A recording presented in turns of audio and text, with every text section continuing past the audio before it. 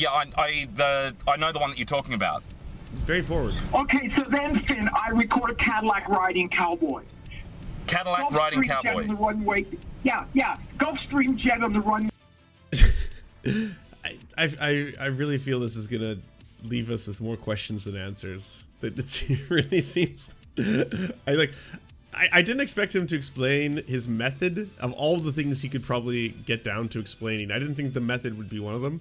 So I guess that's interesting to have learned how he arrives at his particular form of art and his compositions. So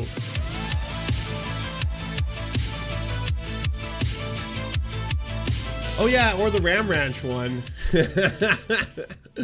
Or we could learn about the exotic lore of Ram Ranch. Grant Macdonald and see if we can get through. It's 9:30, which is, by all intents and purposes, a really quite rude time to cold call someone and ask them questions about their profession. But I'm going to try it nonetheless. Do you want the questions? Oh, we're off.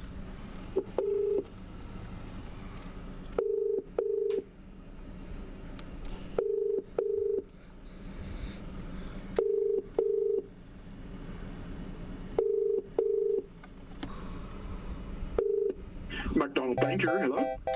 Hi, is this Grant Macdonald? Yes.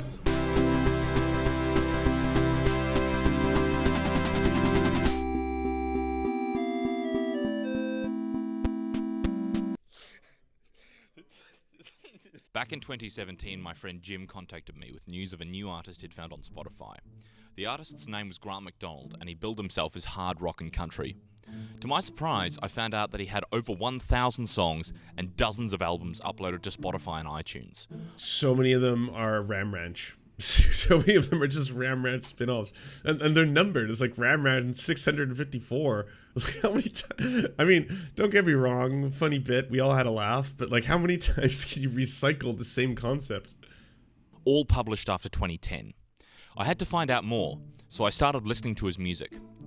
What I found was that Grant Macdonald was not simply a musician in the traditional sense of the word. Grant's music largely consists of what sound to be stock loops.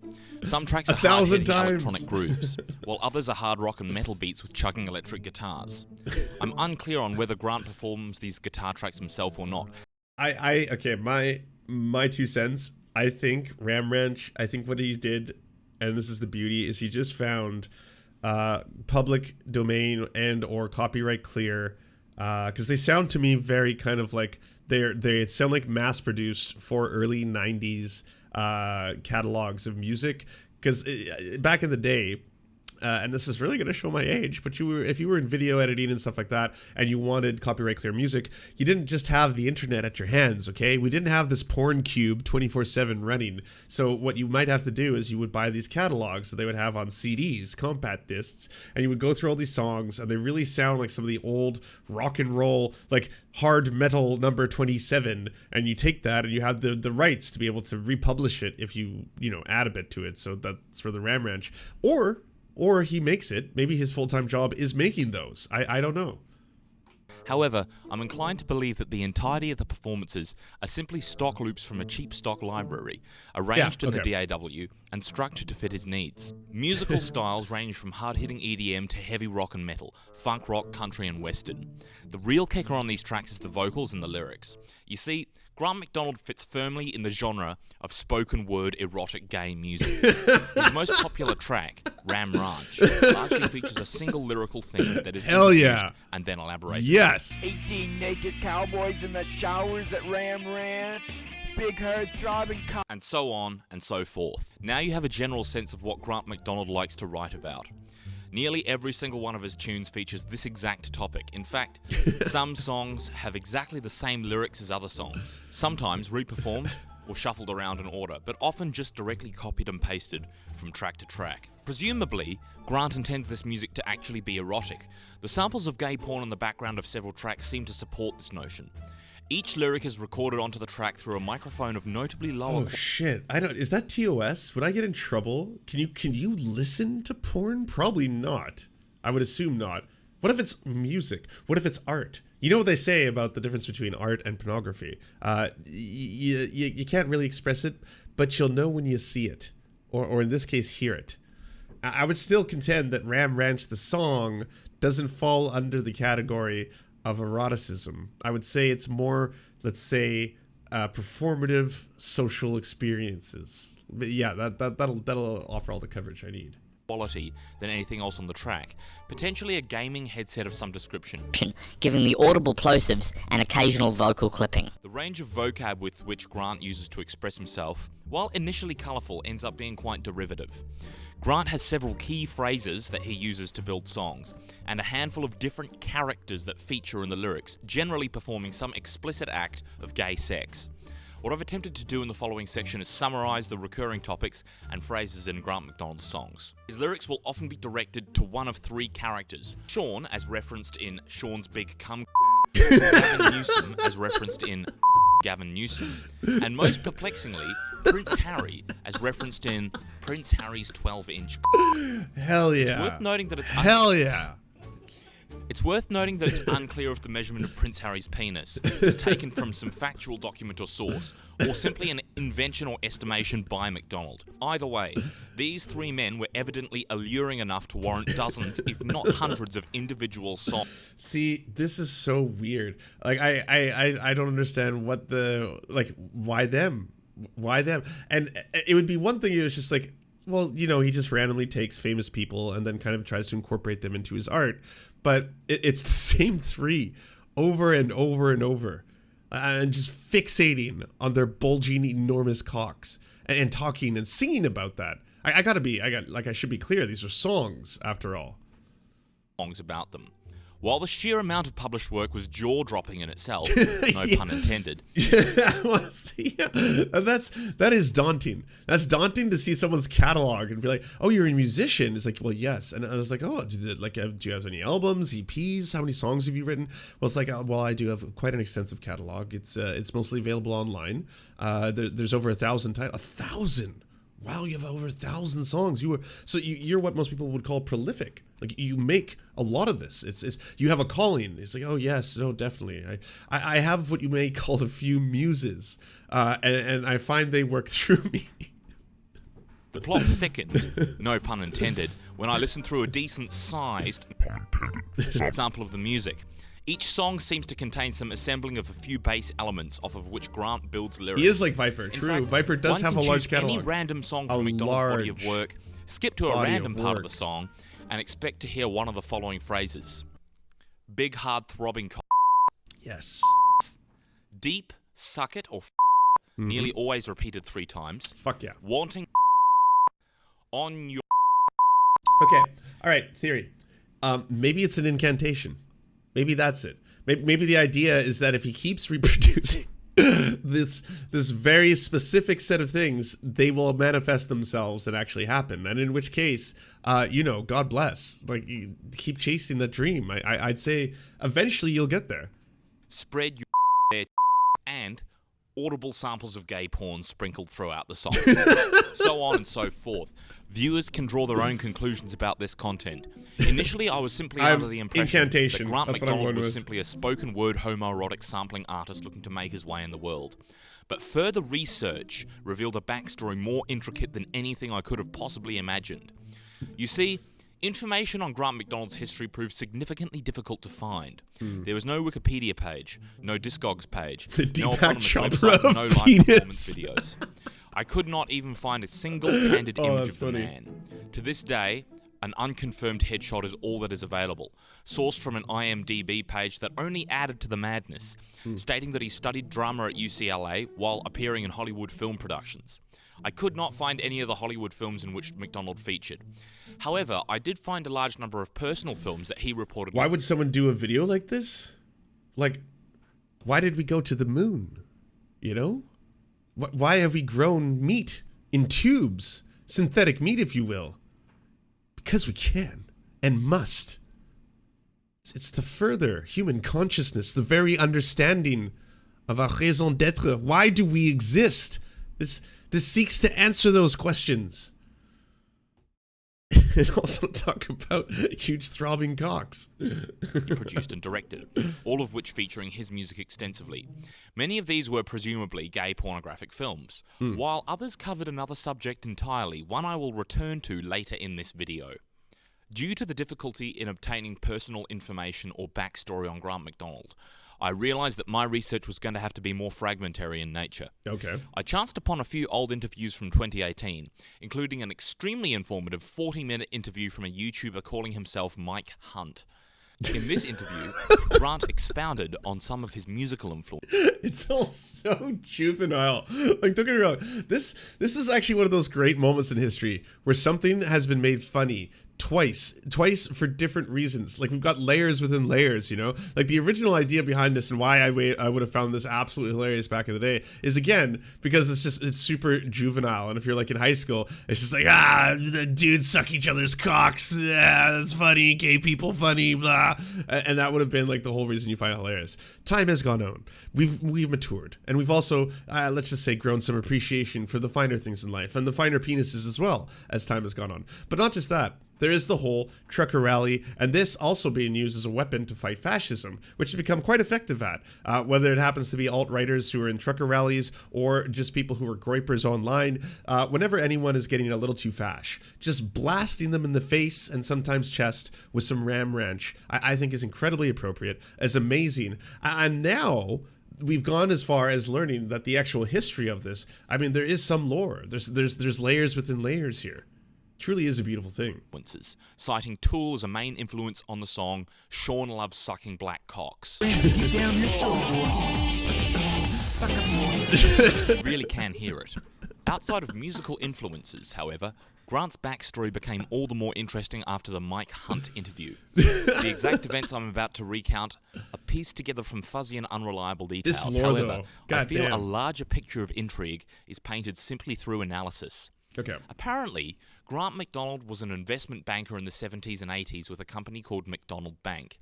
He appeared to be partnered with the Reserve Oil and Gas Company and claims to have overseen the merger of Reserve with Getty Oil, a business move that earned Reserve shareholders $4 billion Canadian dollars. However, the merger between companies did not result in any compensation for Macdonald himself, who claims to this day he is owed a figure to the tune of $6,400,000 for his efforts. The situation was nothing short of fascinating to me, and so I dug and found the website of Macdonald Bank. The site looked legit. Despite the Times new Roman font, pixelated stock image, and promoted link that led back to the same page that it was on, the site did indeed hold useful information. The three links at the top of the page were equally intriguing. The first of the links simply led back, again, to the page that it was embedded on. The third link took me to a page which appeared to feature pictures of Macdonald's family, both of whom fought in world wars. There was also a contact phone number, which I saved for later use. Scrolling down the page, I was half shocked to find legal documents. One from the 80s, one from 2001, both referring to the Getty Reserve. You know what's so great about this is the lengths that Grant has seemed to have gone to. I don't know, is this all part of the incantation? Does it all need to be real? Merger. I'm owed $4 billion. That's chef's kiss. At the end of all of this, the fact that he feels he's owed a large sum of money, a very specific large sum of money, directly corroborates his story of being owed $6.5 million, appearing to be from a team of attorneys in the year 1980. The letter described the success of the then recent acquisition and the outstanding finder's fee owed to Macdonald. Wait, the thing is, it's entirely true? Is this when truth is stranger than fiction? As in, you could not write this, you know? Like, if you really sat down and you were like, okay, Wednesday, I feel like being silly. Why don't I start a lifelong project where I do a very extensive catalog of hardcore gay spoken word music, and then on top of that, I craft this elaborate ruse to explain my life story. Like, yeah, I guess that is a little bizarre. I don't see that happening on a regular basis. But the fact that this could, okay, you know what? Don't give it away. Hey, if you know this already, please, no spoilers. I want to come into this organic. I don't want to have I don't want to lie to people. Okay, at the end of the day, I don't want to give them a false react to Andy. The other document was dated 21 years later, May 2001, and was from a man by the name of Jean N. Levine, a fellow with a lengthy list of qualifications and titles. Okay. In the letter, which was addressed to the CEO of Getty Oil, Levine refers to Macdonald. Apparently they met for the first time in 1971. The letter outlines how Macdonald had been an advisor to the Rank Real Estate Organisation and apparently presented Reserve Oil Company to several larger businesses as a possible company for acquisition. Levine describes Macdonald as fascinated by Getty and explains that Getty's acquisition of Reserve for $620... Not gonna lie, this is YouTube gold. Like, honestly, if he started out just being like, well, that Ram Ranch meme is pretty funny. Yeah, that's pretty hilarious. I wonder, have you ever been to the guy's YouTube? Oh, whoa, he's got like 1,000. Whoa, and wait, they're all, every single one of them is about hardcore gay porn acts. Multiple genres, thousands. Okay, wait. This guy actually has a background. This origin story is way more outlandish than I ever would have expected.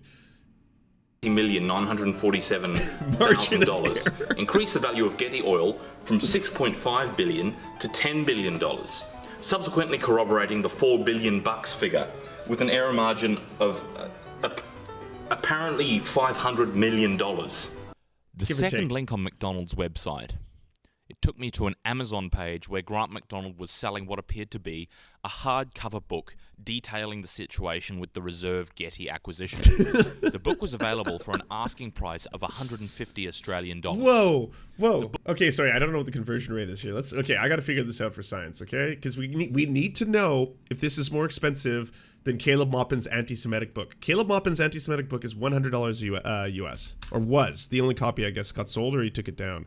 US to Australian dollar. $1 US is 137. Okay, all right, hold on. So if we put in 150 Aussie bucks, we have $109. It is $9.35 more expensive, or was more expensive than Caleb Maupin's anti-Semitic book. Satan at the Fountainhead, the Israeli lobby. Book, and several others like it, seem to talk about the aforementioned outstanding money owed to Macdonald, while delving into potential shady dealings that Getty Oil's founder, J.P. Getty, engaged in. According to Macdonald's book, Getty was charged with espionage in 1940 by the Federal Bureau of Investigation. Getty was allegedly using his oil supplies to ship barrels of crude oil to aid Hitler and his Nazi war effort in exchange for valuable Jewish art to add to his considerable art collection. The story was also covered in Grant's previously mentioned filmography. Remember how I mentioned that not all of his films were gay porn? Well, it seemed that the rest of them were feature-length documentaries filmed, voiced, scored, and edited by Macdonald, featuring his trademark gaming headset sound quality to describe the bizarre escapade and loss, betrayal, espionage, and oil mergers.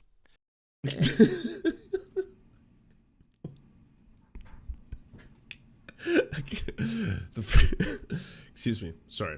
Kind of maintain composure here. So the first hit on the Googles for this pulls up what you would expect, the McDonaldBank.com, the website which still exists to this day. Interesting. And I guess we have here a Jordan Peterson-esque explanation of the Getty Hitler lawsuit. So there's Gary and Gordon. Oh my God, they're all connected. Lily Stein, Berlin, Lifshitz, Mom, Freddie Swan, Epstein, of course, naturally, all capitals. Macdonald Bank on behalf of Keir G. Macdonald. Why? Oh, sorry, this is a legal document. That's why it's in all caps to start with. It's finally a 20th war crimes lawsuit in The Hague against the Getty Oil Company, benefactors based on Getty's support for Hitler and the Nazis in World War II. 43,000 people were killed in the UK while Getty was in Berlin shipping oil to Hitler. How could you? Oh no. 5 months before Pearl Harbor, twist, December 7th, 1941, when Getty assiduously aided to his art collection with the Nazi leaders. FBI reported that GP, Getty's Spartan Aircraft Company, trained pro-Nazis in the US to become pilots during World War II. Wow. It was this job of the FBI in peace and in war to root out internal enemies of the USA. This just goes on. Oh wow, Daily News, agents of 5 nations at Grip Hotel here. Oh, here's an article of the Telegraph. Getty helped traders sell oil to Hitler. I mean, I'm not even saying that this isn't true. This is a part of World War II history I'm not very familiar with. I have to admit my limitations right out of the gates. I just don't know if the Ram Ranch guy, the author of the whole Ram Ranch catalog, is directly implied.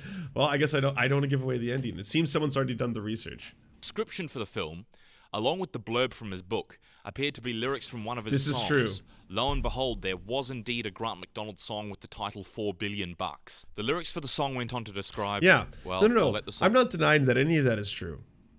I just want to know how Grant Macdonald finds his way, how he's inserted himself into this entire thing, you know? I pardon my choice of words here. It's going to be very difficult to talk about this without having a mouthful, because there's obviously just like, it just lends itself to so much cum. Speak for itself.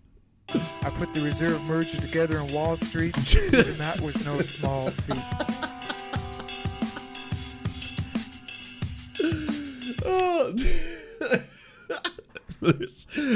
I love that there's an accompanying soundtrack. There's an OST. There's an OST to his novel. To his novel. Just, that's cool. That's cool. And it's all done himself. We're getting a little yikesy here. Not gonna lie, Grant Macdonald. This is starting to make me veer a little closer to what exactly is going on here.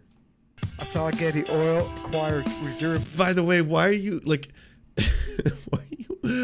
Why are the lyrics mostly on the right side? Like, is that with intent? Is it part of the message? Is it like, well, yeah, I had to turn that up on one side of the speaker. You don't get it, all right? It's a metaphor. Oil and earned the Gettys $4 billion. And you think the Gettys are paying my bill? Every letter received. To be fair, that's the Catholic version of that symbol. Yeah, but it's been highlighted. That's more my point.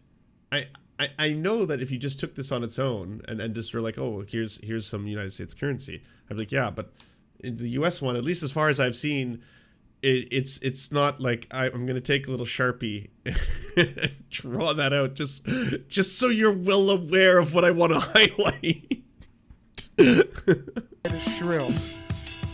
But Finn, I hear you protest. You said Grant's music was exclusively about gay sex. Well, I lied. Grant writes exclusively about 2 topics I soon found during my research, with one being far more popular than the other. Visitors to his Spotify page might notice a recently published album as of February 2020, titled $1 billion RAK. Further scrolling down the page, I realised multiple albums out of Macdonald's 1,000-song discography were devoted to telling this story. It seemed to predate any of his homoerotic spoken word material. In fact, a 3-minute scrolling odyssey down to the bottom of his Spotify page reveals that Grant's earliest published song is titled $1 Billion Club and was released in 2011. The song consists... Holy shit, okay, sorry to interrupt this, but that is a funny find, Winston. From Caleb Maupin, giving props to Marjorie Taylor Greene. Democrats have been calling Republicans, President Trump and his supporters Nazis since 2015, but the Dems have been funding actual Nazis since the Obama-Biden administration. Funding to neo-Nazis in Ukraine only stopped under President Trump. 1 out of 4. The Nation article. MTG ain't wrong here. Is there anyone else you can find to get your points across, Caleb, than the person who just spoke at the White Power rally? I don't like, if Richard Spencer tweeted something out and it was like, hey, Karl Marx wrote about communism. Actually, that wouldn't even be factually correct because he actually talked about socialism. It was more like Lenin who talked about communism. Okay, Karl Marx wrote the Communist Manifesto. There, true factual statement. I would not retweet that and be like, gotta give it to Richard Spencer in this category. In this case, is there no one else? of a drum machine groove, synth samples, and completely inaudible vocals. The next few dozen tracks also reference the ill-fated Getty deal, and also Macdonald's proclaimed best friend, Jake. These songs, while expressing platonic and presumably romantic love for Jake, were not pornographic per se. Several other songs titled Jake feature exactly the same vocal recording. This happens to be a staple of Macdonald's work. Many songs to this day have exactly the same lyrics or even the same exact audio file copied over from an earlier track. Occasionally, both the instrumental and the vocal audio files are copied, leaving the track sonically identical in every way to the track it was copied from. This perhaps explains how he has managed to produce so much work in under a decade of being an active musician. I wanted further clarification on this, so I joined the official Grant Macdonald Discord server and asked some of his more devoted fans if there was any way of contacting him. His fans responded with multiple, presumably facetious threats of extreme physical and sexual violence. I did not consider these threats to be legitimate. One user posted what he claimed was a Discord link to contact Grant directly. The link, instead of opening a new chat window or email conversation with Grant, simply led to archived images of gay porn. A slightly more helpful user directed me to read the rules of the Discord server. I did, and discovered that any individual pinging of Grant would result in an automatic mute. The server also saw the need to remind users that they have had issues with past users being investigated with law enforcement, so don't post or do any shit that could get the servers or its users into trouble with the law. I inquired about this. Apparently some previous users had made credible threats of domestic terrorism. Surely this meant that I had to find another way to contact Grant. You see, the enigma that is Grant Macdonald is a mystery that somewhat refuses to resolve itself. He has no prominent video clips of himself or real personal information available. He simply has a large archive of difficult-to-find gay porn, books and documentaries that cover his extensive entanglement with the Getty oil company in mostly dot point form, and over 1,000 published songs on Spotify, most of which explicitly describe gay sex.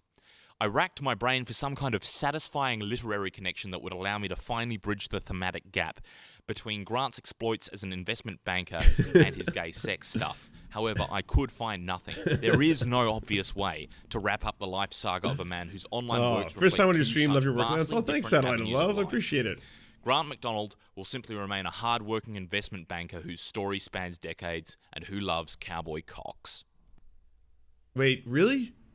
Or so I thought.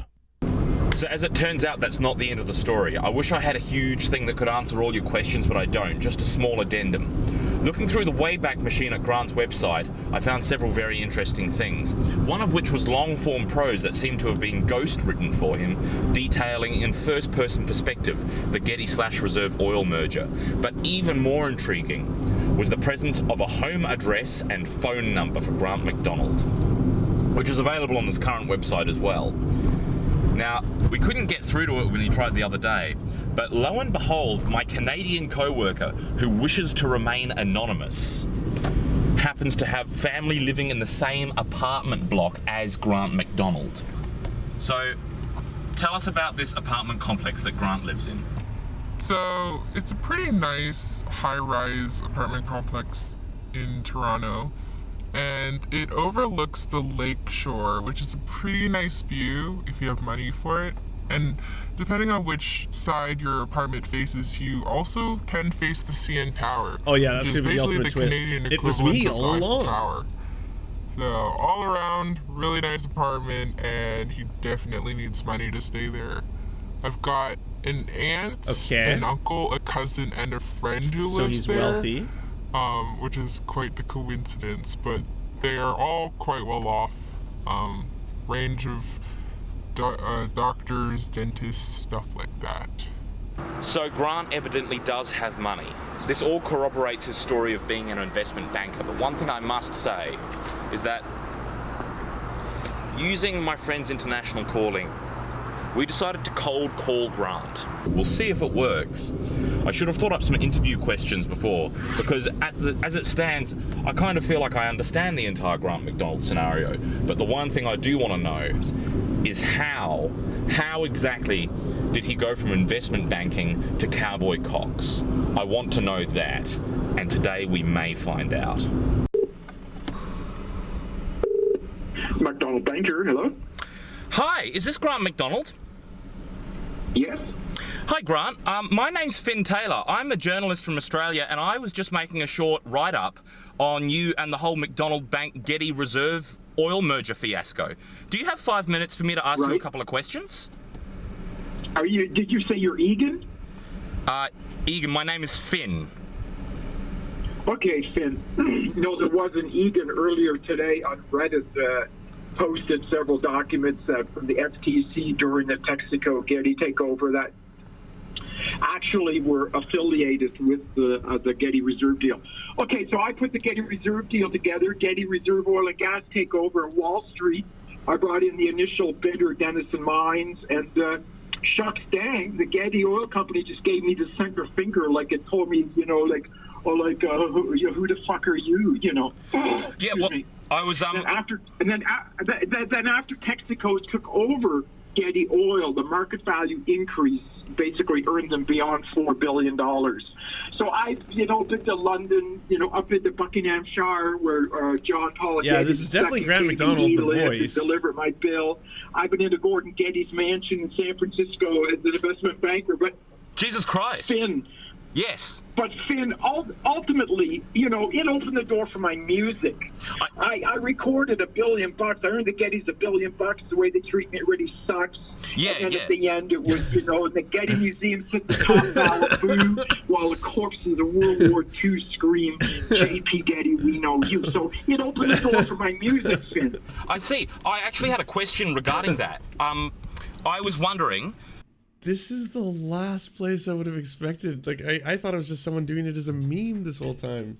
At what point did you decide to go from, writing music about the Getty Oil Reserve Company to kind of just writing homoerotic gay music? Because I think that the change in tone there is really quite interesting to me. I'm wondering at what point you decided to do that. Well, my first country song was Best Friend Jake. I see. Yeah, I actually listened to that song on your Spotify. Yeah, my best friend Jake, we used to go swimming in the lake. And then I relayed it down to Nashville. Like, I've been to Nashville, and I've been to Memphis, and, Texas, Paris. Okay, to people in chat who are saying it's real, we don't have confirmation of that. We have confirmation that it seems like he is speaking to the Grant Macdonald, if that is in fact his real name. That much is true. We have no idea if he was actually involved in a handful of the schemes that he says that he has been involved in. We don't know if any of that is real.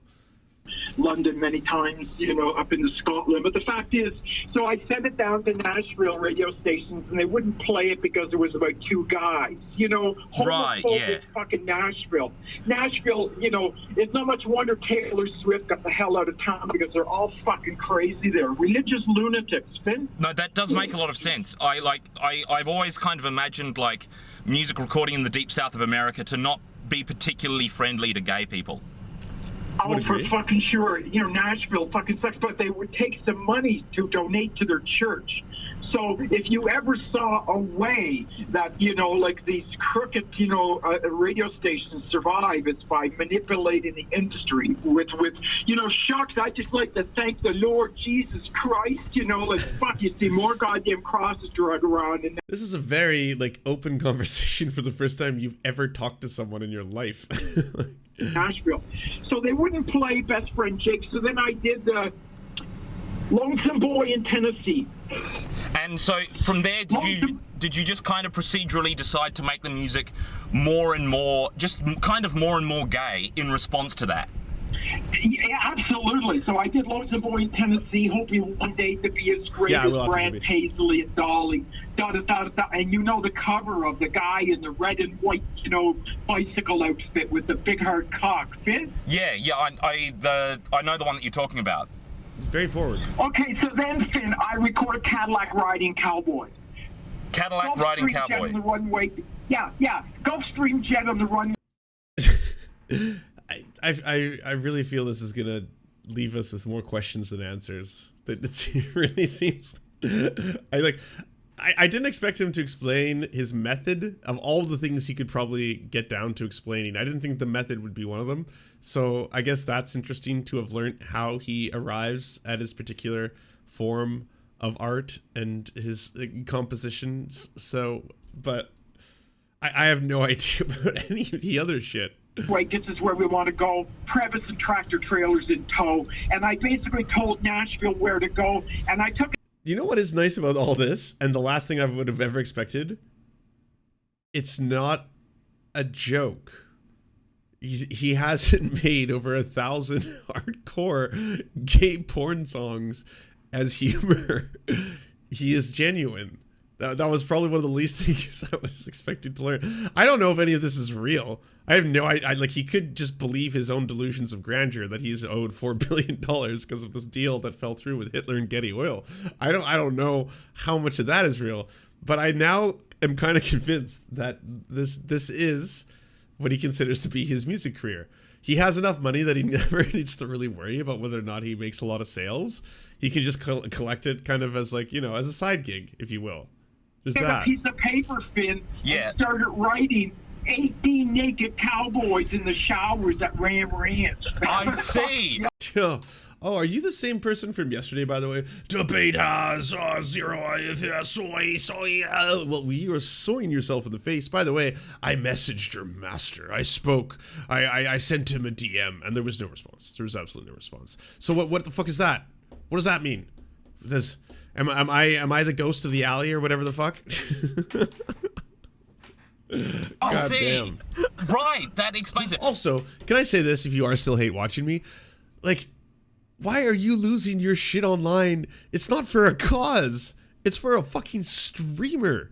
Who cares? Like, genuinely. Like, I know it's not Haz doing this. I don't see why you're so invested. I can't wrap my head around it. Like, it's not like, oh my god, you know, this is about poverty. Oh, I have to tackle you because you're causing climate change. Oh, you are the reason capitalism exists. I have to destroy you. It's for the glory of Haas, of all people. Like, take a step back. I think that's one of those, like, I have to question my life decisions. I've spent a lot of time being very angry over a fucking Twitch streamer. We're Twitch streamers. The stakes are so low. I love how you can just kind of, like, you've got all these lyrics in your head. You can just tell me them off the top of your head. I love it. Hey, I just recorded Ram Ranch 240 over the last 90 minutes. I was listening to Ram Ranch 238 yesterday. I really enjoyed it. I just released 240 up at SoundCloud within the last hour. I had a couple more questions for you, Grant, if you have a moment. Okay. And one thing, it's a bit of a personal question, so feel free to decline to answer. But I was just wondering how old you were.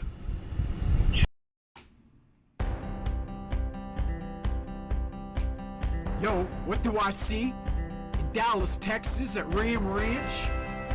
Yo, cock ship, fuck ship, starship, and cum ship docked out in the range at Ram Ranch. Hundreds of wild cowboys riding on wild horses up to the ranch. Huge hard cocks, hard as rocks. Gonna fuck Prince Harry. Jonas Brothers buttholes in the air, begging to be fucked, begging to be fucked. Yo. U.S. Navy boys, U.S. Marines, U.S. Air Space Forces. Huge hard cocks, hard as rocks, gonna fuck. Okay, I wanted some context, okay? For all of you, I wanted some context. Just so we know exactly where we're coming from. Oh, Chico, you have no idea what we're laughing at right now. Chico, hey, say hi to everybody. Look, it's Chico. He's just chilling. And you got that little Scooby, like, he looks so cute with little Scooby-Doo, or I guess Scrappy-Doo collar. Like, definitively adds to the cuteness. What up? I don't have food, and it's way too early for your meals. Yeah, don't worry. I'll walk you soon. I've got too many questions, Chico. I'm investigating here, all right? No, I don't answer that question because, you know, even though I put the merger together in New York, I went to UCLA and studied drama. I was a multi-millionaire when I was in Toronto before I went to Hollywood. You know, my dad just died. He was knighted by the president of France. He fought at Normandy and D-Day to Berlin. You know, at heart, I'm 28 years old. I just put it that way. Okay, yeah, no, that's a satisfying answer for me. Cool. Yeah, it's really great that you're willing to chat about this and just kind of and answer these questions for me. I'm really appreciate it, man. Well, I've got so many put some fans songs in out about Australia. Russia? I've got, Is the it Discord gonna be Twitch boys, Asian Andy and Ice Poseidon and the boys who have stuck with me on my ride up. I appreciate. And I appreciate my fans. Ice Poseidon, all You right. guys are, so brilliant. You're out there, and you're having fun with the music, Finn. That's number one. Please, feed me more cum. Yeah, that's it. Yeah, I was also wondering the guitar parts in Ram Ranch in that song. Are they loops that you've arranged yourself, or is that you playing the guitar? It's a combination. I'll get stuff, and I'll bounce it around as if I'm scoring a movie. If I want better drums, like Prince Harry fucked in Africa, or Fitz fucking Prince Harry, then I mix, and it's a bit like what Moby used to do, Finn. Moby used to record stuff in his bedroom. There's a couple times when I'm just like, it's like when he had to highlight the Star of David. There's times when we're getting a little close to the Ikes here, Grant. I wanna enjoy this as just an innocent spectacle, but there are times when I'm like, wait, what are you saying? Like, we did play one song and he started spelling out the N-word. He didn't say it, but it was kind of like, and then the rest, and we were all just like, okay, well, this is getting a little weird. I feel kind of like this is one of those people where we wouldn't know they existed, be it not for the internet, but for the grace of the internet go we. Because otherwise, in different periods in human history, maybe he probably would have made just as many songs, been just as prolific. I don't know if he would have been able to find a record executive brave enough to go down this journey with him, brave enough to sign on to this and to be like, what, I'm Grant,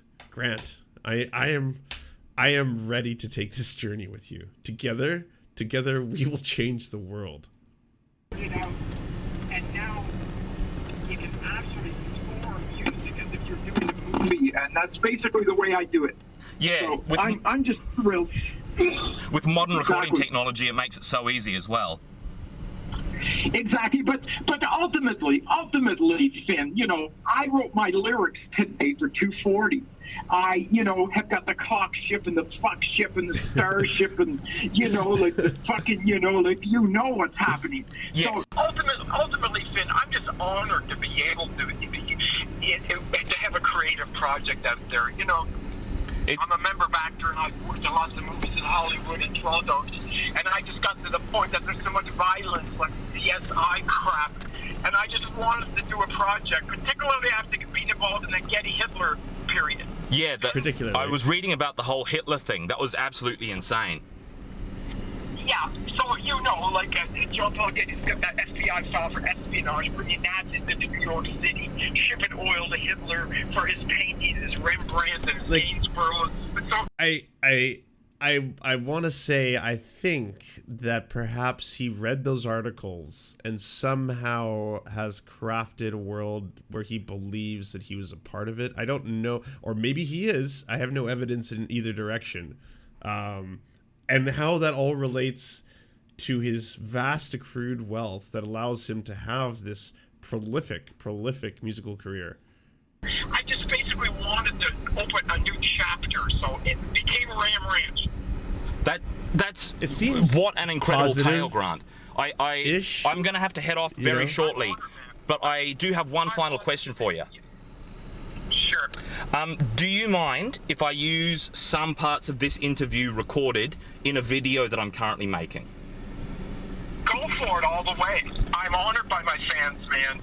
I have so much appreciation for the fact that you guys have fun with the music, and just, gee whiz, absolutely. Anyway, I just want to thank you again from the bottom of my heart for having this interview with me today, particularly at such a late hour. Gee, Finn, I'm honored. I love my fans out there. You guys are just like the best, in the universe and beyond. I'm totally honored. So, just glad to speak to such brilliant, techie boys out there. So, That's really nice to hear that, Grant. It's great to speak with you, man. I might talk with you later on when I send you that email. Seems kind of wholesome-ish. Sounds cool, boy. Just love all my Aussie friends down there, so thanks for calling. You're the best. No worries, so are you, Grant. See you next time, man. Okay, brilliant, boy. Thanks for calling. Bye-bye. So what's this newest song? It's called Evil Russia. Okay. Russian Orthodox kill, hypocrisy, kill, fuck you, kill, you fucking fool, fuck you, Ukraine, you and the world, gonna show you, Ukraine, and the world, fucking gonna show you, just looted. It's what I'd expect. I mean, he's consistent. Do you enjoy the Serfs but prefer not to have to use your eyeballs? Many are saying this. Well, we've got the solution for you. It's the Serf Times in podcast form. Available on most major podcasting networks now. If you enjoy it, please consider leaving a good review and feedback because it really helps the show out, apparently, and it's free, just like the podcast. To our gods, Xander Corvus and Peyton L. Just, we are prepared to conduct many a human sacrifices in your honor. To our monarch, Tom Spiker, we are but your humble yet incompetent jesters, trying in vain to bring some levity into your life. To our Lord Trevor R., we give you thanks for this meager plot of land for us to toil away our pathetic existence. To our brave knights, Carl Wauer, Tony, D.M. Rivera, Resident Scarecrow, Sir Nickus, Mayred, Cheryl Alvarez, Ruben Kelly, Brandon, Words Greenwood, Nate, Hagbird Celine, Matthew Scarborough, Stellar Vision, Ariane McCarthy, Daniel Sutton, Coulter Smith, Jenna Tal, Quiet 185, Anna Loves Riley, Omni, Riley and Anna, Poodlehawk, The Tim Caucus, Multimondi, Trevor Janis, Lemmy 101, Anthropophojak, Saren 42, Catherine, Ramon Acosta, Nkosin, Agent NDN, Violent Orchard, Political Puppy, Andreas Chiringuito, Zach Christensen, Todd Buckingham, and Todd Lajeunesse. We salute our mighty heroes off to conquest some bread in some far-off land.